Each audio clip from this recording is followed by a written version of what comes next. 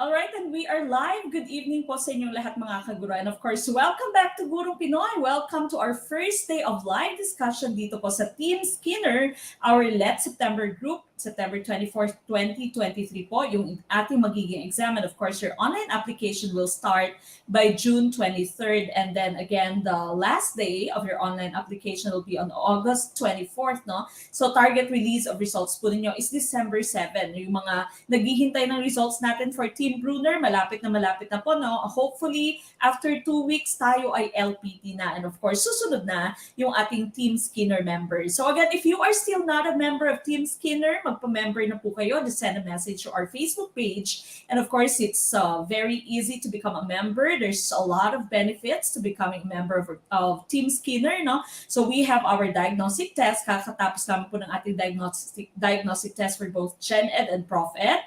Then of course, you have your online quizzes, no? So every morning, MWF, we have our online quizzes until 7 p.m. po. Bukas yung ating online quiz. And of course, by 7 p.m. MWF, you have your discussion for Team Skinner. That's for Gen Ed and Prof Ed. Okay, so again, magpa-member na po kayo sa Team Skinner. Just send a message through our Facebook page. And of course, we also have our full online majorship schedule. You can see that on your screen right now. Our orientation for our majorship will be on May 30th. That's a Saturday. Diagnostic test, that's 200 items. That will be on May 14th. Then, of course, we have the discussion for your diagnostic test. After that, you'll have your mid-review by June 24th to 25th. You'll have your discussion again. And of course, you'll have your pre-board August 5 to 6 and your final coaching, final recap for September 16th until 17th. So again, your lab will be on September 24th. And so if you are a part of any of our majors, English, Math, Filipino, Gen Sci, Soc Sci, MAPE, Values Education, and TLE AFA, magpa-member po kayo sa ating majorship group. Of course, you can also become a member of Team Skinner. Meron po tayong all-in na membership, no? So dire-diretso na po yan until the day that you take the lab. There's no hidden fees. There's no additional payment. No? Dire-diretso po yung ating pagre-review. And of course, you can easily download the materials that I have after this discussion. Nababalikan niyo po yung ating video. There's no need for you to download our video. Yung ating pong PDF file naman ay ipopost after our discussion. Okay? So, kung ikaw po ay member ng Team Skinner, punta po sa ating group para dire-diretso po yung ating panonood. Pwede pong i-replay, no? So, good evening din sa mga magiging member ng ating Team Replay. And of course, you can easily download our PDF file later. Okay? So again, magpa-member na sa Team Skinner, just send a message through our Facebook page. Now, para kayo po ay mas ganahan pa, no? September 2023, if you are top 3, then Gurong Pinoy will give you 100,000 pesos. If you are top 2, that's 200,000 pesos. And if you rank 1, you will be receiving 300,000 pesos from Gurong Pinoy. So again, become a member of Team Skinner so that you can avail any of our special prizes. Na marami po tayong special prizes. Just become a member of Team Skinner, join our group, share our video. And of course, do not forget to like, love, and share our video. If you are watching us on YouTube naman po, please consider subscribing. There's so many videos dyan sa ating YouTube channel. And of course, many of our top-notchers, ginawa nila ay mag-movie marathon. No?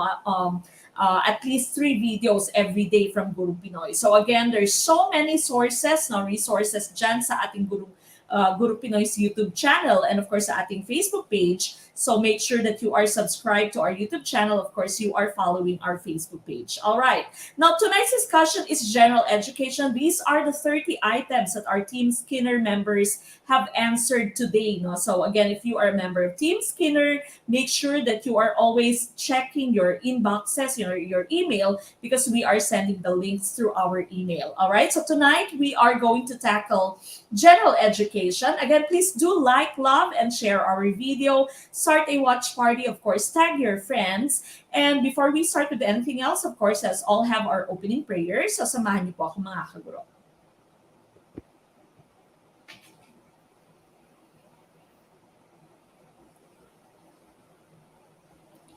Dear Lord, I come to you to ask for your guidance and direction in this study session.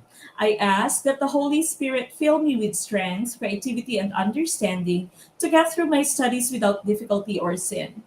Help me hold my focus and attention. Help me to retain all that I learned. Please make my mind sharp and keep distractions at bay. If any part of my studying is weak or lacking some way, let it be revealed so that I may correct it. Thank you for this opportunity to learn. Amen.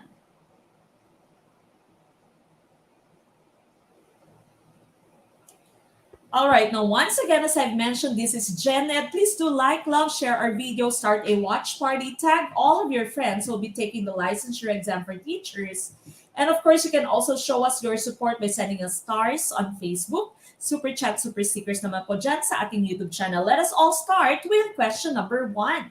Please do not forget to put in your answers sa ating comment box. And of course, please put the item number. No? So number 1, what's your answer? Okay? Para po tayo ay wag ma-confuse no? Kung ano po yung para saan po yung inyong answer. All right, we go to question number 1. Tim Skinner, here we go. This is a form of non-verbal communication that is associated with the sense of smell, such as body odors, use of perfumes, etc. Would this be letter A, haptics, letter B, kinetics, letter C, olfactics, or letter D, chronemics? What's your choice? Question number 1. Again, we are tackling all new curriculum items, no? So medyo yung iba siguro sa inyo kapag member pa or kasama pa sa old curriculum, medyo nasya-shock, no? Nasushook sa ating mga questions. But of course, here in Gurong Pinoy, don't worry, ihimay-himayin po natin yung questions. Of course, we will be explaining, we will be rationalizing all the items para po klaro kahit na first time ninyong ma-encounter,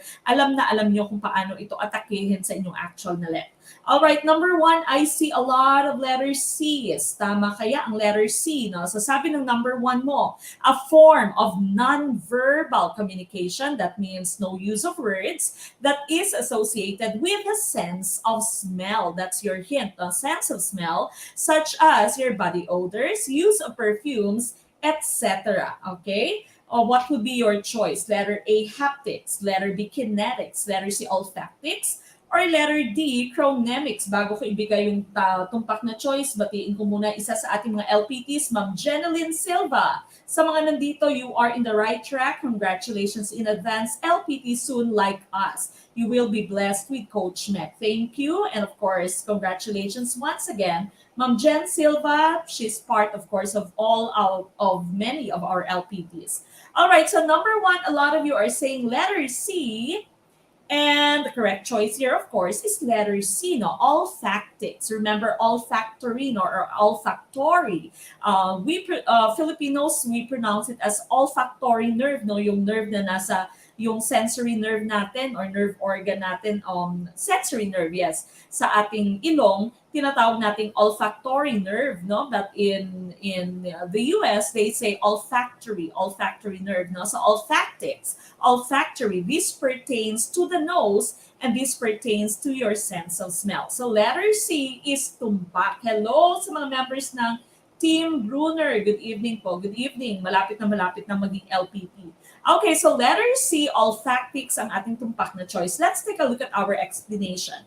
Okay, so before that, no, ito yung some examples of our pictures. And of course, gamit na gamit ito ng ating mga perfume brands. For example, Axe. No, this is not a paid ad by Axe. But of course, ito yung ginagamit nila sa kanilang commercial, no? So if you smell good, then many people will get attracted to you. Kunwari, if you're a male, then you will be attracting female, no? So if you want someone to get attracted to you, if you like someone, kung meron kang napupusuan, kung meron kang crush, dapat mabango ka lagi, no? Kapag ka andyan si crush. So that's one form of communication. That's a non-verbal communication. No? So gusto mong pleasing ka para sa taong ito, and so you have to smell fragrant, no? So you have to smell good. Dapat wala kang bad breath. Sabi ng ating, or pinapakita ng ating second picture dito, no? We are turned off from people or by people who don't smell good. Okay, so that's olfactics. So again, we are talking about your 8 non-verbal communication. The first one, of course, we've talked about this. This is olfactics pertaining to your smell. Number two, kinetics. Of course, you're very familiar with the term kinetics, kinesthetic learner, no? Or kinetic motion, kinetic energy. It's a body motion. Okay, so if you are someone who is in a hurry, then you have to move fast, no? Kung ayaw mo na gawin yung isang bagay, tinatamad ka ding gumalaw. Okay, so body motion, that's one form of nonverbal communication. Number three, paralanguage. These are other factors that come with words, that come with language. For example, laughter. Kahit na tumatawa ka minsan, there are different types of laughter. No? Pwedeng laughter na sincere. Meron din namang laughter na may sarcasm, di ba? Yung gas, paghinga mo, pagbuntong hininga. Signs, the tone of your voice, these are all types of paralanguage. Okay, number four, proxemics, from the term proximity, no? So this is the use of space, how you use space. Now, if you are someone who is close with one person, if you are boyfriend and girlfriend, then of course, walang space. Okay, dikit na dikit, palaging kambal tuko kayo. Kapag ka ikaw ay medyo irritated, no, sa isang tao, of course, you have to maintain your space or may space kayong dalawa. Alright? So that's proxemics. Number five, haptics. That is pertaining to the touch. Okay? So as in haplos, no? So haptics, that's also another form of communication. Kung merong haplos minsan, na haplos kaibigan, meron din namang haplos na may mali siya, no? So ano kayang klaseng haplos meron ka? Sana lahat hinahaplos. Alright, so that's haptics pertaining to the touch. Number six, we have chronemics. Ito yung choice D natin kanina. This is the use of time. Okay, so if you are interested in something, of course, dapat maagap ka, dapat early ka or on time ka, no? If you are not really that interested, maaring late ka, no? So it also it's a form of communication. It shows what kind of a person you are, no? So dapat you should never be late, especially if we are teachers. We should always be on time. We should always be punctual. No, Filipino time should be on time and not Filipino time per se na palaging late. All right, so that's chronemic. So again, those are the first six. Number seven, of course, is silence. Of course, silence is very powerful. No, there's deafening silence. Kapag ka dead man, no, hindi kanya pinapansin, you already know, no, he or she is trying to communicate na merong problema. Siguro meron siyang tampo, siguro meron kang ginawang hindi maganda sa kanya. Okay, so silence is also a form of nonverbal communication. And of course, the last one is clothing and physical appearance. Okay, so the way you present yourself through your clothes and through your appearance, that's also a type of communication. So dapat palaging presentable, palaging kaaya-aya, no? Sabi nga nila sa Pilipinas lang daw may pleasing personality sa mga wanted na trabaho, no? So in some other countries wala naman masyado, but of course tayong mga Pilipino ay palaging tinuturuan ng ating mga magulang, you should smell well or you should smell good, and of course you should dress appropriately, lalong-lalo na if you are a future teacher or if you are a teacher. Okay, so these are the 8 nonverbal communication. There's no need for you to take down any notes if you are a member of Team Skinner, of course, because mata-download nyo po later yung ating PDF file. Okay, we go to question number 2. I hope klaro na po. Our choice for number 1 is olfactics. That's pertaining to your smell. Okay, we go to number 2. This is social science. April 7, 1521, Magellan and his group entered the port of Cebu or Cebu. He was then the chieftain of Cebu. Would this be letter A? Rahasi Lapu-Lapu. Letter B, Rahasiago. Letter C, Raha Humabon. Or letter D, Raha Kulambo. What is our choice for question number 2? Number 2 pa lamang po tayo. Hitik na tayo. Number 1 pa lang. Okay, Ma'am Jen, Pasiosane. Sorry po, baka na-mispronounce ko yung last name ni Ma'am. Pasiosane. Motivated ako mag-coffee break ng gabi. 30 minutes nga lang. Thank you, Ma'am Mek at sa Gurong Pinoy. Hello po, good evening. Good evening, Team Skinner. At ganun din po sa ating mga members ng Team Brunner na naghihintay na maging LPTs. Malapit na. And of course, we will be praying for you, no? Lahat ng members ng Team Skinner ay manalangin po para sa inyong mga kuya at ate na sana ay maging LPTs na very, very soon. Kayang-kaya. Alright, number 2, ICCs, ABCD. Samut-sari ang inyong sagot, no? Medyo siguro karamihan sa atin dito mga first-timer or mga first time na mag-review, no? Because of course, medyo gasgas na itong ating question. Ma'am Aya Balbuena, yes, rationalization na po ito ng inyong 30 item, which is also part of your Gen Ed diagnostic. Okay, number 2, more people are saying letter C. Let's take a look at your choice. Okay, April 7, 1521, Magellan entered the port of Cebu. He was then the chieftain of Cebu, no? So we are just looking for the chieftain, yung Raha ng Cebu at the time. The correct choice is letter C, Raha Humabon. Okay, congratulations sa mga tumpak and of course sa mga ligwak, better luck next time. Move on ka agad, no? Mabilis tayo dito mag-move on sa Gurong Pinoy. Alright, so letter C, Raho Mabon is the right choice. Okay, so let's take a look at our explanation. On this day, April 7th, 1521, from Mazawa, that's Limasawa, Ferdinand Magellan landed in Cebu. At the time, Cebu was already an entrepot of Oriental trade. Magellan met with the leader of Cebu, Rahul Mabon, and entered into another blood compact as a symbol of friendship and alliance. Another blood compact, mamaya malalaman natin kung kailan ba siya nakipag-blood compact na nauna. No? So the Cebu chieftain, Raha Humabon nga, welcomed the Spaniards, gifts were exchanged, and two parties sealed their friendship with a blood compact. On April 15th, 1521, Mass was celebrated in Cebu. A cross was erected and some 800 natives were baptized. You all know that Cebu is very famous for Magellan's Cross. So palagi natin binibisita kapag tayo ay nadayo sa Cebu. Including Raha Umabon and his wife. No? So sila din ay nagpabinyag. No? And the wife was given the name Juana. Okay, so letter C, Raha Humabon is the right choice. Of course, Raha si Lapu-Lapu po, we all know, was the leader of Mactan. No? He was the magiting the leader ng Mactan, of course, who eventually his men, and Lapu-Lapu were able to kill Ferdinand Magellan. Raha Siago, also known as Raha Siawi, that's another term, no? Pag hindi nyo nakita yung Siago sa inyong baka may Siawi at baka siya yung hinahanap, no? Wag po kayo malito, Siago and Siawi are the same person, no? So, he was the leader of Butuan, okay? And Raha Kulambo naman was his brother. Brothers po si Siago at si Kulambo. Pinsan naman nila si Humabo, no? So, Raha Kulambo was the leader of Limasawa, okay? Limasawa Island.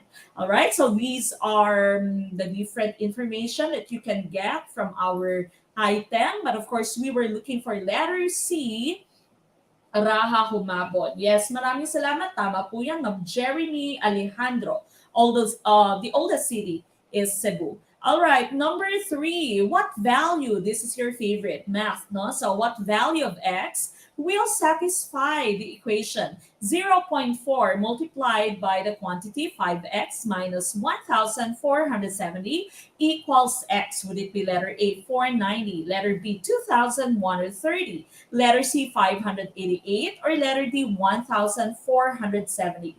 Okay, very important that when you are answering our quizzes, now our online quiz, dapat meron po kayong papel at panulat because of course, baka meron tayong math, no? Meron laging math items, of course. Okay, and you know that in math, no, general education, hindi po allowed yung calculator. So dapat po marunong tayong mag-solve manually. All right, ICC, yes. Tama kaya ang letter C, no? Karamihan sa inyo, letter C ang tumpak or ang choice. Now, let's take a look at our explanation. You have your equation 0.4 multiplied by quantity 5x minus 1470 or 1,470 equals x. And of course, what we do here is we distribute. No? So, i-distribute natin itong 0.4 sa ating quantity, no? Sa ating terms inside your parentheses. No? So what we do is we multiply 0.4 by 5x. Then we subtract that from the product of 0.4 multiplied by 1,470. Okay, so that would be 2x. Saan nanggaling yung 2x? Nanggaling po siya sa 0.4 times 5x. Yung inyo namang 588 or negative 588 nanggaling sa 0.4 times minus 1,470. Okay, so that's 2x minus 588 equals x, no? Now, we combine like terms. Lahat po na may x dito sa isang side, lahat naman ng mga walang x, no? Yung mga no boyfriend since birth or no girlfriend since birth dito sa kabila, no? Sa kabilang side ng inyong equal sign. Okay, so 2x minus x, no? That would be 2x minus x.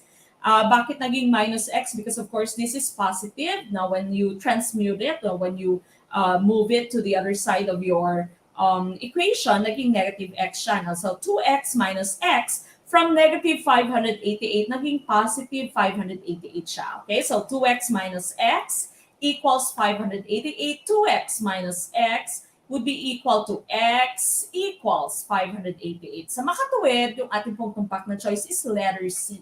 588, tama po yung ating choice. Okay, congratulations sa mga nakakuha ng tumpak na choice. Ma'am Aya Balbuena, hello po, nababalikan po ba itong video? Yes po, nababalikan. Okay, po pwede pong balikan, Ma'am Aya, if you are a member of Team Skinner, no? So wala pong problema. All right, so number 3, 588 is tumpak. We go to number 4.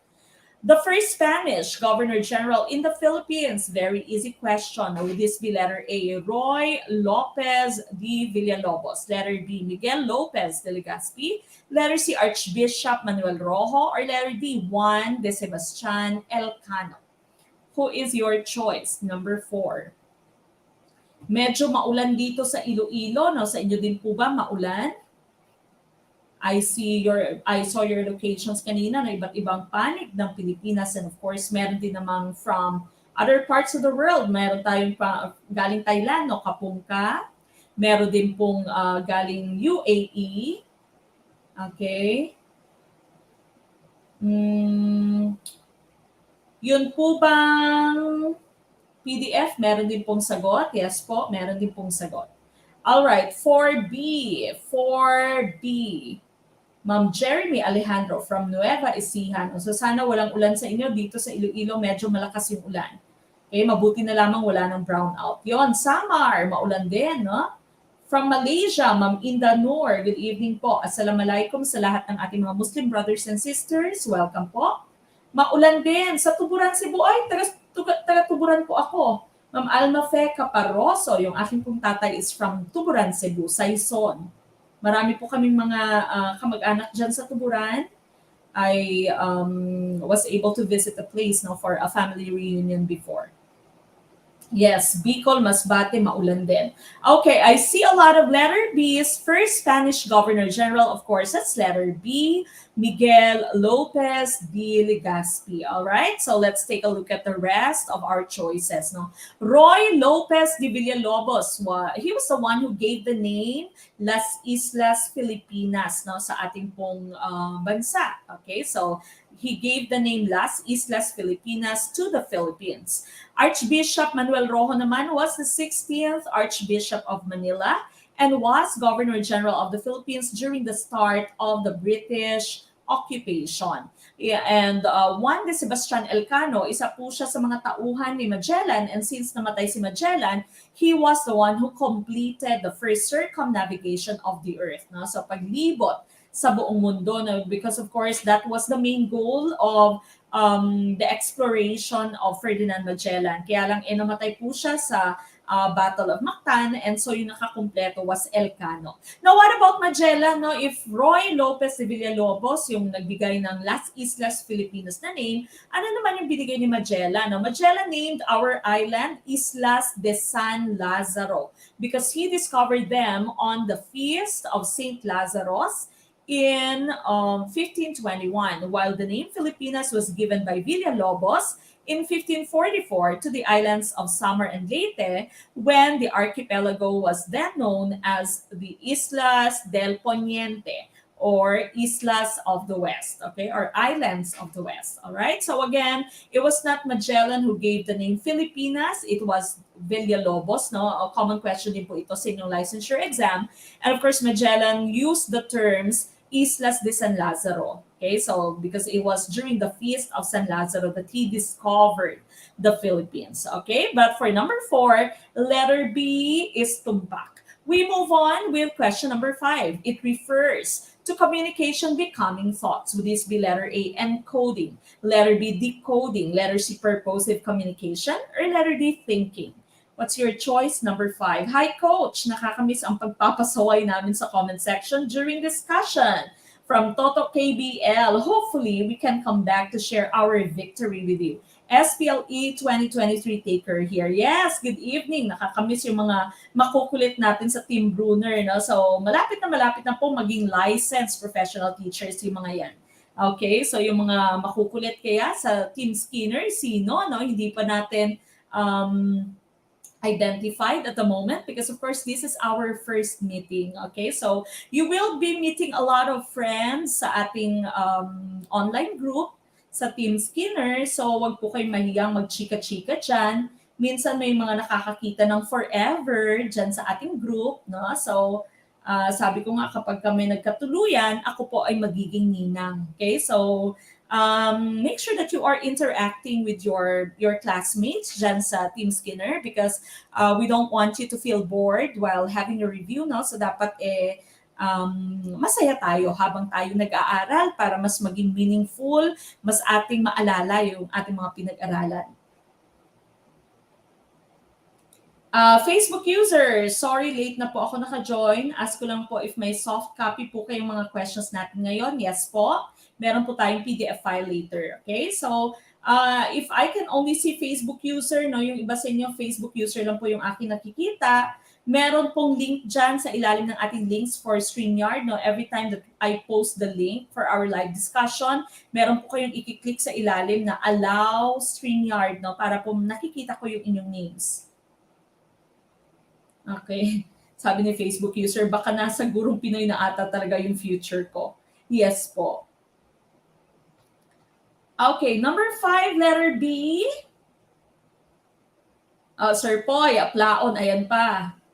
Yung isang pasaway, no? Pass daw, walang load. Okay, number 5, letter B, tumpakaya, refers to communication becoming thoughts. Okay, the correct choice here is letter B. Tama yung letter B, no? So that would be letter B, decoding. All right, let's take a look at our discussion. Now, this is the communication process right here. You have two people, of course, that are communicating. Now, you have your communication media, no, or medium, maaring cellphone, your TV, no, or email, po pwede. Sulat po pwede, no? So communication media, kung anong medium yung ginamit niya. Of course, there are some other factors in the environment. Po pwedeng may noise, po pwedeng may interruptions. And this person is encoding, no? And of course, the other one is decoding. Okay, so the other person is decoding. So ano nga ba yung pagkakaiba ng encoding and decoding? Whenever an idea needs to be communicated, it needs to be encoded in a communicable form such as speech. So kumbaga, when you say encoding, ito po ay kabaliktaran nitong nasa question natin, no? When your thoughts become communication, okay? From ideas or thoughts becoming communication, that would be encoding, no? So that's encoding. Upon receiving, the receiver has to decode. Ito na yung decoding, no?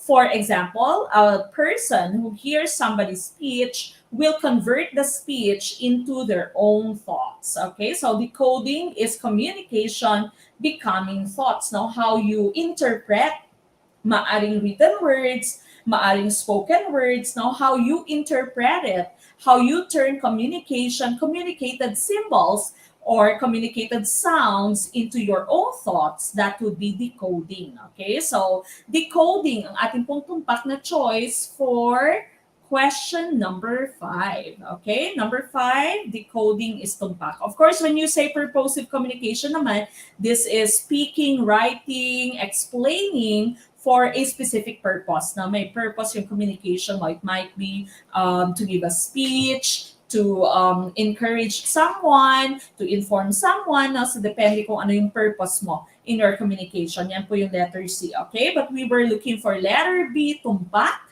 for question number 5. We go to number 6, which model shows how communication is affected by outside factors, which include physical context and psychological context. Would it be letter A, transaction model, letter B, interactive model, letter C, transmission model, or letter D, communicator to communicator model? What is our choice? Sir Rosales or Ma'am Rosales, Pigao Francisco, watching habang nasa biyahe after work. Ingat po kayo. Sir Glesser Dave Avila, isa pa sa mga maingay to, no? Maingay ako dito dati, pero behave na ako ngayon. Okay? So, LPT na ngayong 2023, sabi ni Sir Glesser Avila. Ayan, kompleto na kayo ulit, no? Sabi ni Toto KBL, kompleto na ulit kaming tatlo, ma'am, from different parts of the world. But we have established lasting friendship through Gurong Pinoy. Tama, okay? So, ang daming nagkakaroon ng friends dito. Minsan nag-meet sila, no? Magandang mag-meet kayo. Meron tayong mga kaguro dito na nag-meet during their oath-taking, no? So, marami silang nag-meet during their oath-taking. Meron pa ngang namali, yung pag-post namin ng tarpaulin niya, maling pangalan or maling itsura pala yung ilagay namin. Pero coincidence naman na isa lang yung kanilang lugar, nagkita sila during their oath-taking.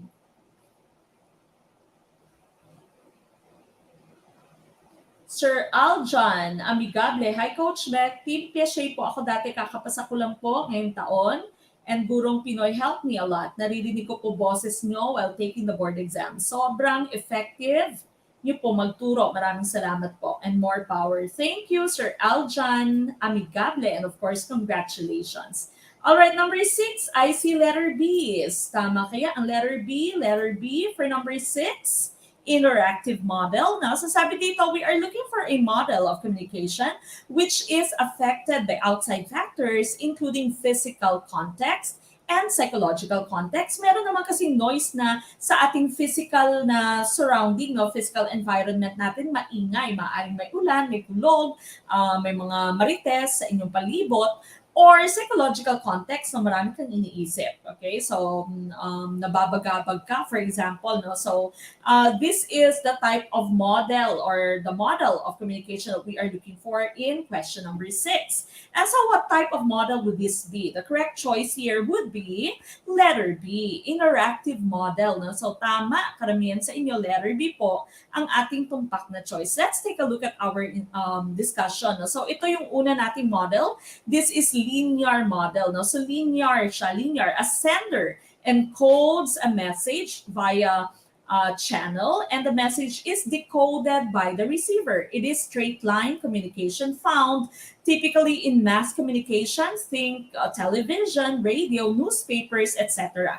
According to this model, there is no means for immediate feedback. No? So when you say linear, it's one way. Okay? So one way po, walang feedback coming from the receiver. No? So kunwari, ikaw ay nakikinig lamang na radyo, hindi alam ng broadcaster yung inyong reaction, for example, unless you comment, no, kung if you are listening and watching through Facebook po pwede. TV, no? So hindi nila nakikita, hindi nila natatanggap yung inyong feedback or ang inyong reaction. No? So that's linear model. Now, your interactive model, ito yung ating hinahanap, it allows for a feedback element because after a message is encoded and sent to the decoding receiver, the roles then reverse. No? So yung dating decoder, yung dating tagatanggap ng mensahe, once na-receive niya yung mensahe, siya naman yung magre-reply and so this person reverses the role. No? So this person becomes the encoder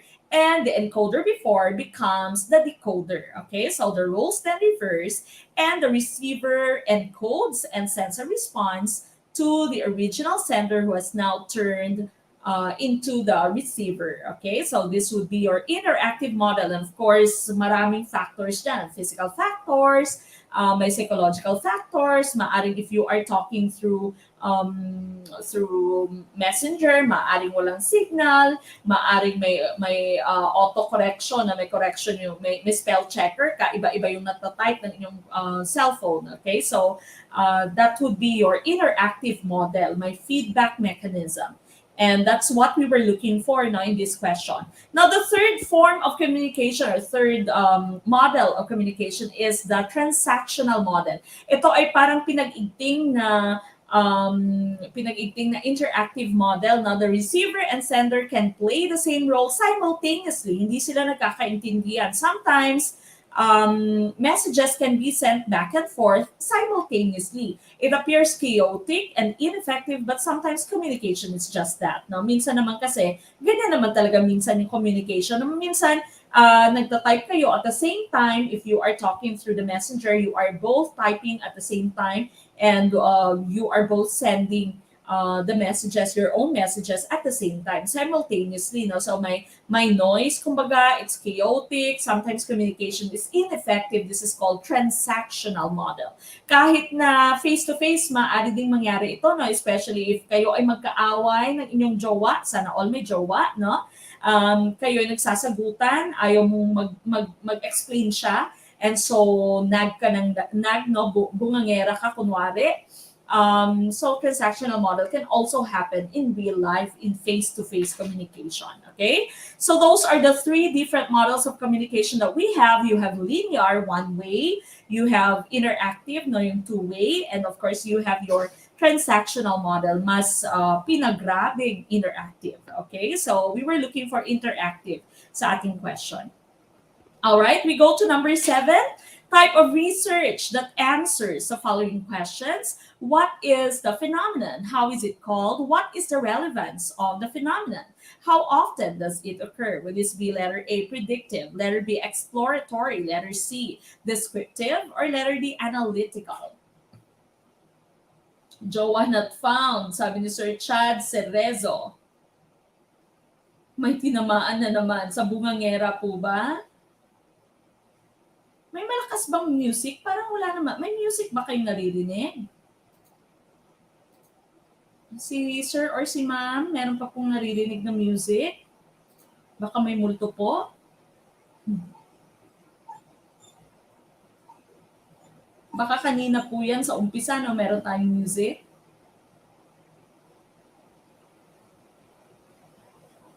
Sir Giro Rafalle, hi coach, thank you. I know may PDF po nitong quiz, pero asking po if included ba sa PDF yung explanation parts. Yes po, lahat po ng, yung pinaka-slide ko po, yung aking sinisend as PDF. Wala naman daw pong music. Okay, so saan kaya yung music? Baka may fiesta, kina ma'am or sir. Background ng okat-okat, sabi ni sir. Alright, number 7, letter C. Karamihang choice ninyo, no? Letter C, and letter C is tumpak, okay? So whenever you say descriptive research, this aims to accurately and systematically describe a population, situation, or phenomenon. So it is, from the term itself, no, descriptive. It is describing. It answers the questions what, where, when, no? So what is the phenomenon? How is it called, no? Ano yung tawag mo sa phenomenon? What is the relevance of this phenomenon? How often or when does it occur? Okay, but usually your descriptive research does not answer the questions how, no? So explanation usually hindi niya sakop, no? So nag-explain lamang siya ng pinaka-essence ng phenomenon, no? So descriptions lamang yung kanyang binibigay. All right, so letter C, descriptive, would be your choice. What about the rest of our choices? No, predictive research nyo, from the term predicting, this is concerned with forecasting outcomes, forecasting the results. What will be the result? What would be the effects? No, what would be the consequences? how much will the cost be? Okay, so predictive research. Exploratory research, galing din sa term na explore, no? This investigates research questions that have not previously been studied in depth, no? So it is exploring a type of research that explores something na hindi pa masyado na pag-aaralan. Of course, when you say analytical research naman, it involves critical thinking skills and the evaluation of facts and information relative to the research being conducted. Okay, so I'm sorry, no? Sana walang period dyan. All right, so analytical, that's involving critical thinking skills. We are looking for letter C, descriptive. Sabi ni Sir Chad Cerezo, marites po si descriptive. All right, we go to the next item, number 8. If it's not right, don't type. When you choose not to publish information because you know it can hurt the victim, you are following this principle. Would this be letter A, invasion of privacy? Letter B, accuracy, factual reporting. Letter C, harm limitation. Or letter D, slander. What's your choice? Okay. Good evening, habol sa mga na-late, no? Again, we do our live streams at 7 p.m. MWF. Unless there are changes, no, meron tayong magiging announcement kapag may blackout, for example, na something that comes up.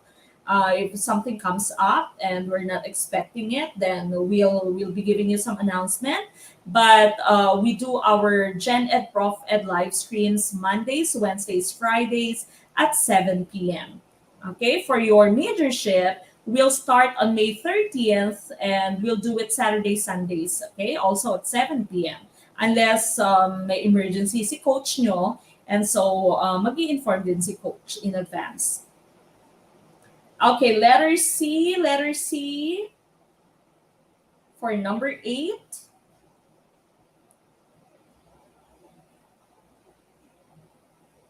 Okay, what's your choice? Number 8, letter C, no? So, yung number 8 mo, medyo confusing siya na maaaring iba yung inyong magiging sagot based sa inyong interpretation ng ating question. If it's not right, don't type. Kasi pag sinabi mong if it's not right, don't type, kapag hindi mo tinapos yung question, no, one hint, when you take your let, you have to finish reading the question and even the items. No? So basahin maigi yung question and of course the items. No? So if you only stop here, if it's not right, don't type, tapos nakita mo accuracy, factual reporting, maaaring ito yung inyong naging choice. Pero sabi dito na when you choose not to publish information because you know it can hurt the victim, you are following this principle. No? Hindi mo siya pinablish kahit na totoo siya, for example, no, kahit na accurate naman siya, pero hindi mo siya nilathala because you think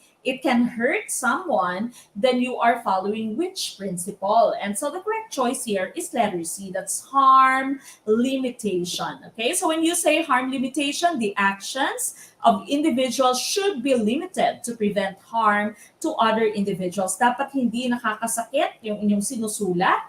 Dapat walang na-hurt sa inyong sinusulat. Kahit na tama pa or accurate pa yung inyong information, kapag ka merong mga masasaktang tao, hindi mo na siya isusulat. No, yun yung sinasabi ng harm limitation, which a lot of of the members of the press are not following, no? So wala silang pakialam, lalong-lalo na kapag magva-viral, okay lang sa kanila kahit na nakakasakit sila ng kapwa nila. Okay? Invasion of privacy, of course, you know the meaning of this, no? If you are intrusion into the personal life of another without just cause, na wala kang rason, but you are intruding someone's personal life. Slander, that's action or crime of making a false spoken statement, no? Take note, no? Slander is false spoken statement. Kapag written naman po, tinatawag natin dyan ay, yung tawag natin is libel. Okay? So, libel naman yung tawag natin. Sir Jean Patrick Almadovar, ano pong topic tuloy. Ano pong topic ito sa Gen Ed? This is part of ethics po, part ng understanding of thyself, no? Understanding the self. Okay, so harm limitation is what we are looking for in question number 8. All right, we go to question number 9.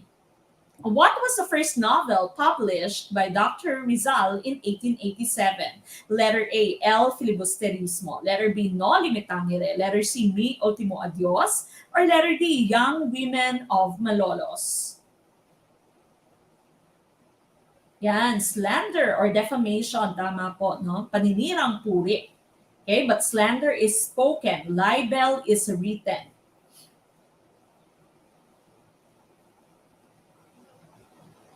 Okay, number 9, ICBs. Tumpak kayo ang letter B for question number 9. The first novel published by Dr. Rizal in 1887. If you are watching Maria Clara at Ibarra on Netflix right now, na alam nyo to. And of course, the correct choice here would be letter B, No Limitangere. And of course, yung pangalawa was El Filibusterismo. Na Mi Ultimo Adios, that was the last poem that he wrote, no, before he was executed. And of course, if you can remember, wala po siyang pamagat.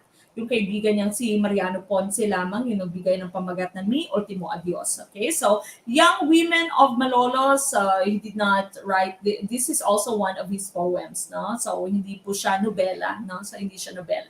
Alright, so No Limitangere for number 9. Okay, so here is a comparison between Noli Me Tangere and El Fili. No? So both of them were written to enlighten the Filipinos, to have equal rights, to get freedom, to awaken the Filipinos, for them to fight for their country. Remember the difference between Rizal and Bonifacio. Rizal fought with his pen, while Bonifacio, of course, fought with the sword. Okay, so Noli Me Tangere, the first one, was a societal novel. It was dedicated to Inang Bayan, the Philippines. This means touch me not, no? Touch me not, wag mo akong salingin. This book he started writing this book in Madrid, Spain, 1884, continued in Paris, France, was finished in Berlin, Germany, in February 1887. No? Tandaan niyo po kung saan natapos. Minsan, ito'y tinatanong sa inyong licensure exam for teachers. No? So, Berlin, Germany, natapos yung Noli Me Tangere for in February 1887. The history stated in the book Uncle Tom's Cabin of Harriet Beecher Stowe, that tells the suffering of the Negro slaves under the cruelty of the Americans, now gave our hero the idea of writing this book. So nag-inspire sa kanya, kumbaga pinaka-blueprint niya for Noli Me Tangere was Uncle Tom's Cabin by Harriet Beecher Stowe. Okay, so medyo nakakatawa, no? Medyo comedic pa yung Noli Me Tangere. Hindi pa siya masyadong seryoso. But El Fili was a different story. You know, it was a political novel dedicated to 3 martyrs. It came from the word filibustero, which means a person who is against the Roman Catholic, no? But filibuster, when you say filibuster, at the moment, this means kalaban ng gobyerno, and ang um, erehe naman yung kalaban ng church. But of course, during that time, considered na din na parang leader kasi yung Roman Catholic nor the priests. This book was started to be written. He started writing this book in 1890 in London and was finished in Belgium in 1891. Dr. Rizal believed that the 3 martyrs was only a victim of cruelty and loss of justice, okay? Because he dedicated this to the 3 martyr priests, your Gumburza, no? Sa Gumburza. Hindi po, ano nga yung tawag? Jomaho? Ano nga? I forgot, no? So, medyo naging controversial ito dahil sa terms na ginamit ng mga kasapi or contestants sa PBB dati. Okay, so Noli Me Tangere is what we are looking for.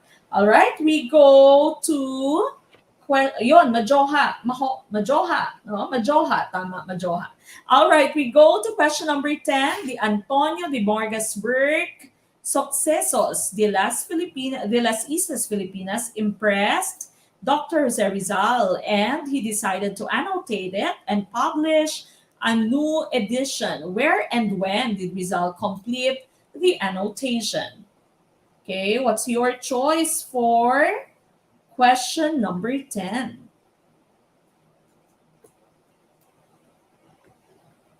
Okay, number 10, ano po yung ating choice?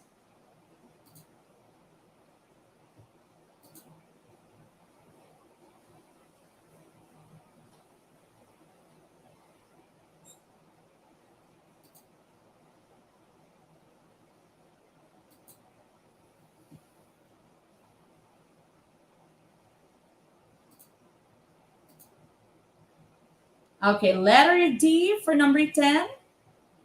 Letter D, Paris 1890. Okay, of course, you have to know Rizal very well.